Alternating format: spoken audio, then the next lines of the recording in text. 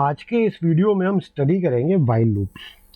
जिस तरह से हमने फॉर लूप के अंदर देखा था कि अगर हमें एक पर्टिकुलर कोड को बार बार एग्जीक्यूट करना हो डिपेंडिंग ऑन सम कंडीशन, बार बार मतलब रिपीटेडली एग्जीक्यूट करना हो depending on some condition, condition कुछ भी हो सकती है।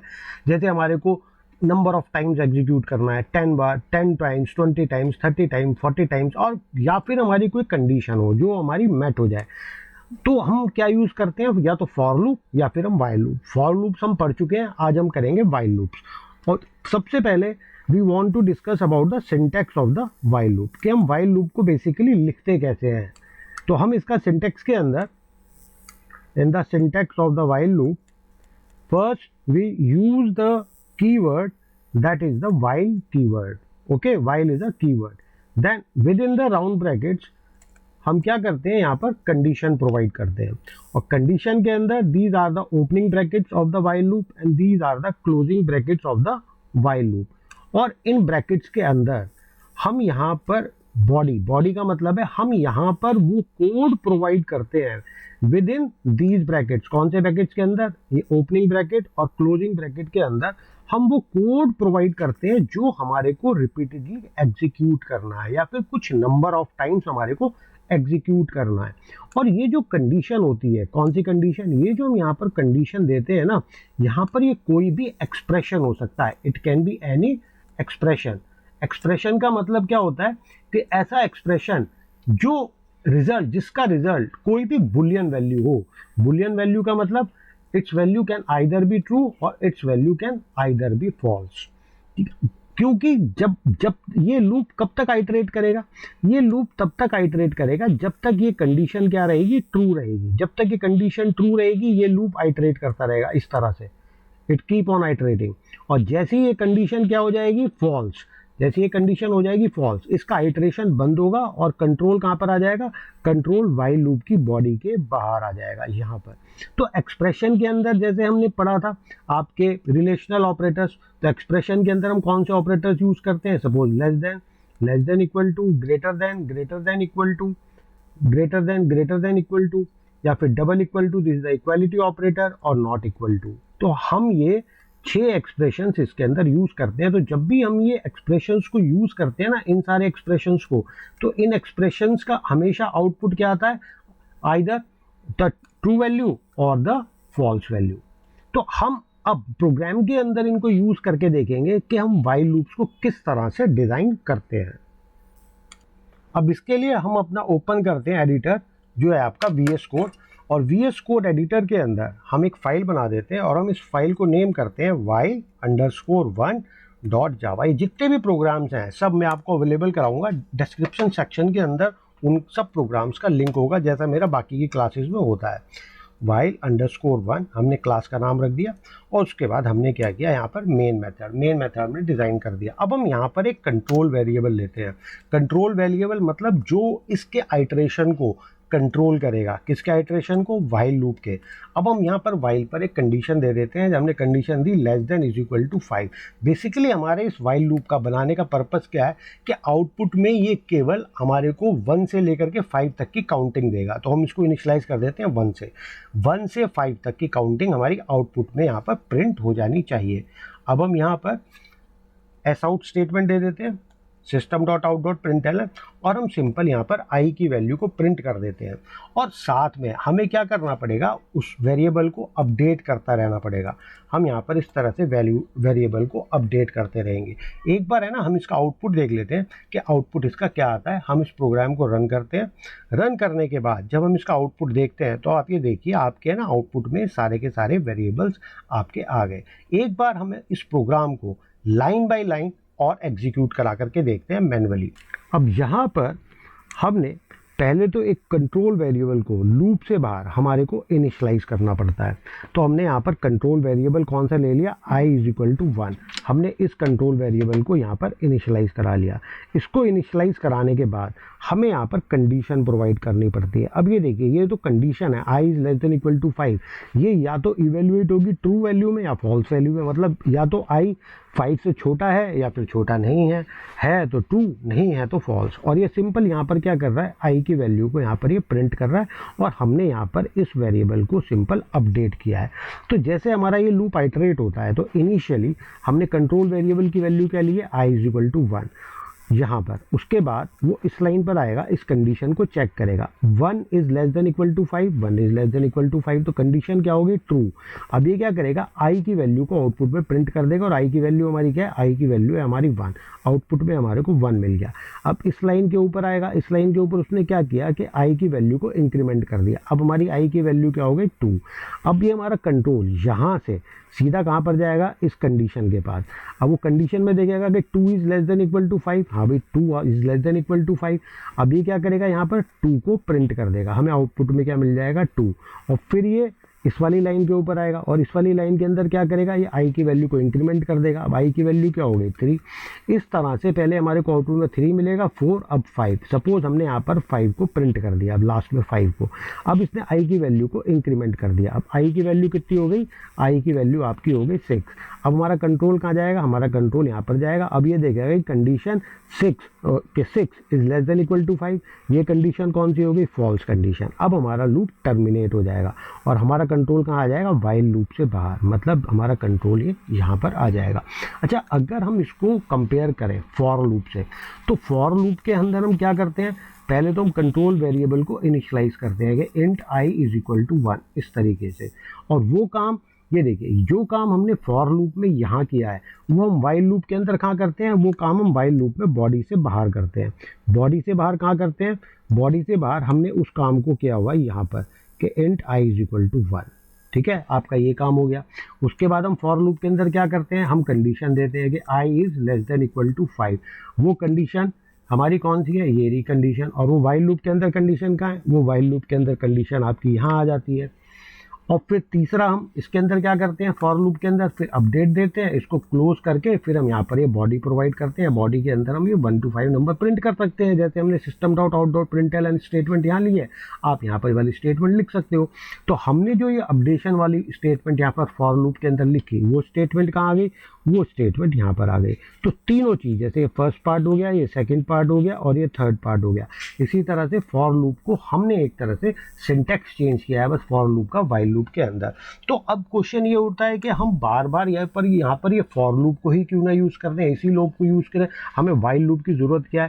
देखो, वाइल लूप की हमें कब ज़रूरत पड़ती है, जब है ना हम ये देखते हैं जो हमारा कंट्रोल वेरिएबल है, जैसे आप यहाँ पर इस कंट्रोल वेरिएबल को देखो, हम यहाँ पर क्या कर रहे हैं, कंट्रोल वेरिएबल हमेशा 1 से इंक्रीमेंट हो रहा है, हमेशा 1 से। हम इसको कंट्रोल नहीं कर सकते कि कुछ केसेस में जैसे पहले 1 से इंक्रीमेंट हो जाओ, कोई कंडीशन आ गई तो आप 2 से इंक्रीमेंट हो जाओ, कोई कंडीशन आ गई तो आप 5 से इंक्रीमेंट हो जाओ, आप उसको कंट्रोल नहीं कर सकते। लेकिन वाइल लूप के अंदर आप इस चीज़ को कंट्रोल कर सकते हो। वाइल लूप के अंदर आप इस चीज़ को कैसे कंट्रोल कर सकते हो, कंडीशन दे दो कोई कि ये कंडीशन हो रही है तो 1 बार इंक्रीमेंट हो, अगर ये कंडीशन हो रही है तो 3 बार इंक्रीमेंट हो जाए, ये कंडीशन हो रही है तो ये 5 बार इंक्रीमेंट हो जाए। तो अगर हमें इंक्रीमेंटेशन की कंडीशंस को अप्लाई करना है तब हम वाइल लूप्स यूज़ करते हैं। बेसिकली प्रोग्रामिंग लैंग्वेज आपको हर तरह की फैसिलिटीज़ प्रोवाइड करती है ताकि आपको अगर कोई भी प्रॉब्लम हो या फिर आपको स्पेसिफिक केस हो तो आपका काम केवल वाइल लूप से ही बनेगा। अगर आपका नॉर्मल प्रोग्राम है तो आपके पास ऑप्शन है either use the for loop और यूज़ द वाइल लूप, तब आपके पास यहाँ पर ऑप्शन होता है। अब हम है ना एक और छोटा सा प्रोग्राम देख लेते हैं वाइल लूप का। अब उस प्रोग्राम के अंदर हम क्या करेंगे, सिंपल 1 से लेके 100 तक के बीच में जितने भी इवन नंबर्स हैं हम उनको प्रिंट कराएंगे। उसके अंदर हम कौन सा ऑपरेटर यूज़ करेंगे, मॉडुलस ऑपरेटर। हम जानते हैं कि अगर कोई नंबर इवन है तो अगर हम इवन नंबर को 2 से डिवाइड करें तो रिमाइंडर हमारा क्या आना चाहिए, हमेशा 0। अगर रिमाइंडर 0 आया तो हमारा नंबर इवन है। यहाँ पर क्या आएगा, रिमाइंडर 1, तो ये नंबर हमारा ऑड है। जैसे हमने किया यहाँ पर 4 डिवाइडेड बाई 2 तो हमारा मॉडुलस क्या आ गया यहाँ पर 0, तो मतलब 4 कौन सा नंबर है, हमारा जो ये 4 है वो आपका इवन नंबर है। तो इसी चीज़ को हम एक प्रोग्राम बना करके देख लेते हैं, हमारी थोड़ी प्रैक्टिस भी हो जाएगी, फिर हम आगे डू वाइल लूप की तरफ प्रोसीड करेंगे। अब यहाँ पर प्रोग्राम बनाने के लिए हम अपना एडिटर ओपन कर लेते हैं और यहाँ पर हम एक दूसरा प्रोग्राम बनाते हैं, वाइल और _2.java। ये हमने यहाँ पर प्रोग्राम बना दिया और प्रोग्राम के ऊपर हमने मेंशन कर दिया कि हमारा ये प्रोग्राम क्या करेगा, कमेंट को यूज़ करके to print even numbers, to print even numbers between 1 to 100, 1 to 100 के बीच में आप इवन नंबर्स को प्रिंट करो।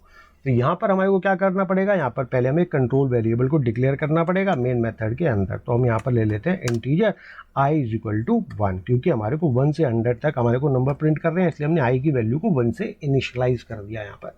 उसके बाद हम एक इफ़ कंडीशन देखेंगे और इफ़ के अंदर हम इसको इवन के लिए चेक करेंगे कि नंबर इवन है या नहीं। तो जो भी हमारा अब यहाँ पर पहले नहीं, यहाँ पर हम पहले क्या करेंगे, वाइल लूप हम डिज़ाइन कर देते हैं। हम क्या करते हैं, while less than equal to 100, मतलब हमारा ये लूप कब तक चले, 1 से लेकर के 100 तक हमारा ये लूप आइटरेट हो। अब हम वाइल की बॉडी के अंदर अब हम यहाँ पर देंगे, यहाँ पर ये वाली स्टेटमेंट इफ़ स्टेटमेंट कि अगर i का मॉडुलस 2 का रिमाइंडर हमारा 0 है तो मतलब नंबर हमारा इवन है। अब हम यहाँ पर सिंपल क्या करेंगे, प्रिंट करा देंगे।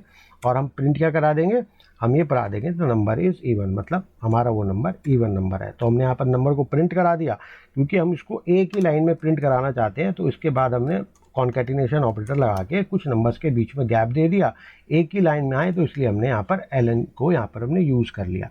अब यहाँ पर हमारे को नंबर को इंक्रीमेंट भी करना है, जो हमारा एक कंट्रोल वेरिएबल है। तो अब हम इसको इंक्रीमेंट करने के लिए क्या करते हैं, अब ये तो इफ़ है, अब हम इफ़ के बाहर मतलब इफ़ के बाहर और वाइल के अंदर हम इस वेरिएबल को इस तरह से इंक्रीमेंट कर देते हैं। हमने इस वेरिएबल को इंक्रीमेंट कर दिया। अब हम आउटपुट में देखते हैं कि यहाँ पर हमारे को नंबर सारे प्रिंट हो रहे हैं या नहीं हो रहे। हम इस स्क्रीन को क्लियर कर देते हैं। क्लियर करने के बाद हम इस प्रोग्राम को यहाँ पर इस तरह से रन करते हैं। जब इस प्रोग्राम को रन करते हैं, देखिए आपके 2 से लेकर के 100 तक के आपके सारे नंबर इवन हो गए। आप कभी भी इसको इंक्रीमेंट करना मत भूलना। जैसे इस वाले प्रोग्राम के अंदर है, सपोज जो हमारा प्रोग्राम क्या कर रहा था, 1 से 5 तक के नंबर प्रिंट कर रहा था, 1 से 5 तक के। सपोज आप ये लाइन लगाना यहाँ पर भूल गए, ठीक है, तो अब उसके क्या होगा, अब उसके अंदर क्या होगा, i की वैल्यू 1 है तो 1 is less than equal to 5, ये 1 की वैल्यू को प्रिंट कर देगा। अब i की वैल्यू हमेशा के लिए 1 रहेगी, हम उसको कर ही नहीं रहे। और ये कंडीशन क्या रहेगी, हमेशा के लिए कंडीशन ट्रू रहेगी। तो अब क्या करेगा, ये हमेशा के लिए 1 को ही प्रिंट करता रहेगा और इनफाइनाइट लूप के अंदर चला जाएगा। अगर हम इस प्रोग्राम को रन करें तो आप ये देखिए हमारा प्रोग्राम इनफाइनाइट लूप के अंदर आ गया। अब आपको क्या करना है, इस प्रोग्राम को ब्रेक करना है। तो आप यहाँ पर कंट्रोल C को प्रेस करके आप इस प्रोग्राम को ब्रेक कर सकते हैं। तो हमने इस प्रोग्राम को ब्रेक कर दिया, इसको हमने स्क्रीन को क्लियर कर दिया। तो आपको इसको इंक्रीमेंट पार्ट पर ध्यान देना है कि आप इस वेरिएबल को इंक्रीमेंट करें ही करें, ठीक है। या फिर हम देखो इस प्रोग्राम को और मॉडिफाई कर सकते हैं। हम इस प्रोग्राम को क्या मॉडिफाई कर सकते हैं, हम इसको ना मॉडिफाई करके हम एक प्रोग्राम और बना लेते हैं और है ना, हम उस प्रोग्राम का नाम रखते हैं, यहाँ पर हमने इसको रीनेम कर दिया प्रोग्राम। अब इस प्रोग्राम का नाम रख देते हैं while3.java। तो हमने इस प्रोग्राम का नाम रख दिया while3.java। हमने ये प्रोग्राम का नाम रख दिया और यहाँ पर हम सिंपल पहले एक मेन मेथड स्पेसिफाई कर देते हैं। मेन मेथड स्पेसिफाई किया और इसके अंदर हम कोई कंट्रोल वेरिएबल नहीं लेते और हम यहाँ सीधा ट्रू लिख देते हैं बिना किसी एक्सप्रेशन के। वाइल ट्रू मतलब अब ये इनफाइनाइट लूप है, ये चलता ही रहेगा, पास आउट। और इसके अंदर हमने क्या कर दिया, यहाँ पर इनफाइनाइट लूप यहाँ पर मेंशन कर दिया। अब ये लूप कभी टर्मिनेट ही नहीं होगा, क्योंकि इसके अंदर कोई कंट्रोल वेरिएबल ही नहीं है और कंडीशन हमेशा के लिए हमने ट्रू कर दी। अगर हम इस प्रोग्राम को रन करें तो आउटपुट के अंदर आपको क्या मिलता रहेगा, ये इनफाइनाइट लूप। अब कंट्रोल C करके हम इस प्रोग्राम को ब्रेक करना पड़ेगा। हमारा ये प्रोग्राम यहाँ पर ब्रेक हो गया। तो आप इस तरह से इसका ध्यान रखें कि आपका जो भी कंट्रोल वेरिएबल है, आपने जो यहाँ डिक्लेयर किया है कंट्रोल वेरिएबल, उसकी हेल्प से आपने यहाँ कंडीशन स्पेसिफाई की है कि आप उस कंट्रोल वेरिएबल को इंक्रीमेंट करते रहें। अब इसके अंदर वाइल के भी आपके 2 फ्लेवर्स होते हैं। एक तो आपका होता है वाइल लूप और एक आपका होता है डू वाइल लूप। जैसे हम यहाँ पर देखते हैं, जैसे हमने पढ़ा यहाँ पर वाइल लूप, इसी तरह से हम डू वाइल लूप बनाते हैं। पहले हम डू कीवर्ड का यूज़ करते हैं और यहाँ पर हम बॉडी प्रोवाइड करते हैं, मतलब जो काम हमें रिपीटेडली परफॉर्म करना हो। फिर हम यहाँ क्लोजिंग ब्रैकेट लगाते हैं, फिर हम वाइल कीवर्ड इसके अंदर बाद में लिखते हैं। जैसे हमने लिख दिया यहाँ पर कोई भी हमने कंडीशन स्पेसिफाई कर दी, जैसे हम वाइल लूप के अंदर करते हैं, और यहाँ पर सेमीकोलन। तो आपको एक चीज़ का ध्यान रखना है, एक तो इस सिंटेक्स का कि डू के बाद ब्रैकेट ओपन होगा, और एक इस सिंटेक्स का कि यहाँ पर ब्रैकेट क्लोज होगी, फिर वाइल कीवर्ड आएगा और फिर कंडीशन यहाँ पर आएगी और बाद में ये सेमीकोलन भी आएगा। लेकिन इसके अंदर एक बात है, इसके अंदर एक डिफरेंस क्या है कि कंडीशन बाद में चेक होगी, कंडीशन बाद में मतलब कंडीशन अगर फॉल्स भी हो तो भी आपका लूप ये एक बार तो एग्जीक्यूट करेगा ही करेगा अगर आपकी कंडीशन फॉल्स भी है। जैसे हमने आई की वैल्यू यहाँ पर ले ली 100 और हमने यहाँ पर कंडीशन लगा दी कि I should be greater than equal to 200, हमने कंडीशन लगा दी और आई की वैल्यू है 100। अब ये कंडीशन तो जब तक ये पूरी बॉडी एग्जीक्यूट करेगा उसी के बाद ही तो ये कंडीशन चेक करेगा, तो एक बार ये बॉडी आपकी एग्जीक्यूट होगी ही होगी। हम इस कंसेप्ट को समझ लेते हैं एक प्रोग्राम बनाने के बाद। उस प्रोग्राम के अंदर हम वाइल और डू वाइल हम ये दोनों के दोनों लूप्स को इस्तेमाल करेंगे। अब उसके लिए हम ओपन करते हैं यहाँ पर VS कोड।